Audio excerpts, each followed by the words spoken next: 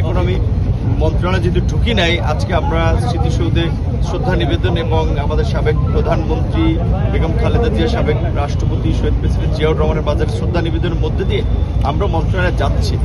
এখানে মন্ত্রণালয় যেহেতু যাইনি, মন্ত্রণালয়ে ঢুকলে অনেক কথা বলতে পারবো না। বাইরে থেকে এখন একটা কথা বলে দিতে পারি যে স্বাভাবিকভাবে এটা কিন্তু আমাদের সবাইকে বুঝতে হবে, বাংলাদেশের মতো একটা ওভার পপুলেটেড কান্ট্রি যার রিসোর্স লিমিটেড এবং জনসংখ্যা একটা উল্লেখযোগ্য সংখ্যক জনগোষ্ঠী দারিদ্র্যসীমার নিচে বাস করে, তাদেরকে মেইন স্ট্রিমে নিয়ে আসা একটা বড় চ্যালেঞ্জ।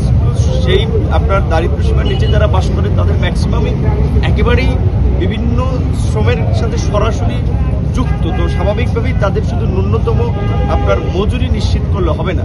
আমাদের সরকার যেটা বলেছে যে তাদের আপনার ফ্যামিলি সাপোর্টের জন্য যে ফ্যামিলি কার্ডের কথা বলেছে, পাশাপাশি তাদের স্বাস্থ্য সুরক্ষার জন্য আমি যতদূর জানি যে আমাদের মাননীয় প্রধানমন্ত্রী ওনার একটা চিন্তাভাবনা আছে স্বাস্থ্য কার্ড দেওয়া। এই ওভার পপুলেটেড কান্ট্রি এই জনগোষ্ঠীকে সুস্থ দক্ষ জনসম্পদ হিসেবে গড়ে তুলতে তাদেরকে আগে কিন্তু স্বাস্থ্য সুরক্ষাও দিতে হবে। সেই জায়গা থেকে অবশ্যই ন্যূনতম একটা স্ট্যান্ডার্ড মজুরি তো তাদের জন্য নিশ্চিত করতে হবে।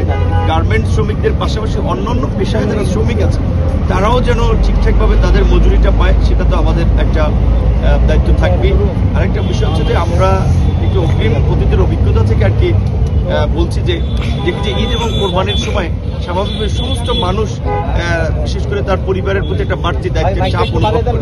সেখানে দেখা যায় বিশেষ করে আমাদের অনেক আপনার শিল্প কলকারখানা ঠিকঠাক মতো বেতন দিতে পারে না, তখন কি করে বাধ্য হয়ে শ্রমিকরা কিন্তু রাস্তায় নেমে আসে। তো এখন আমরা দায়িত্ব নিয়েছি এই রোজার একেবারে একদিন আগে, সামনে কিন্তু আমাদের এই যে একটা বড় কষ্টের জায়গা আছে, আমরা জানি না কতটুকু ডিল করতে পারবো। তো আমরা আজকে প্রথম দায়িত্ব গ্রহণের এখানেই আমরা সকলকে অনুরোধ করব যে যার যার স্ব প্রতিষ্ঠান শিল্প কলকারখানা আপনারা এখন থেকে প্রস্তুতি নেবেন যে শ্রমিকদের এই বেতন ভাতার যেন এই বিষয়টা নিরসন করা যায়। এখন থেকে যদি প্রস্তুতি নেন সেক্ষেত্রে আশা করি অনেকখানি কাভার দিতে পারবেন, আমরাও সরকারের জায়গা থেকে সহযোগিতা করব। কিন্তু একটা বিষয় কিন্তু আমাদের সরকারের জন্য একটা বড় চ্যালেঞ্জ এবং একটা বড় দায়িত্ব আছে, সেটা হচ্ছে যে ইন্টারিম গভর্নমেন্টের সময় মানুষ কিন্তু স্বস্তিতে ঈদটা যাত্রা এবং ঈদের সময় করতে পেরেছিল, কাজেই সেটা কিন্তু ধারাবাহিকতা আমাদেরকে রক্ষা করতে হবে। এখন একটা ইলেকটেড গভর্নমেন্ট, আমাদের প্রতি জনগণের এত সমর্থন, এত ল্যান্ডস্লাইড ভিক্টরি ম্যান্ডেট, তো এটা তো আমরা পুরো সরকার কাজ করবো এবং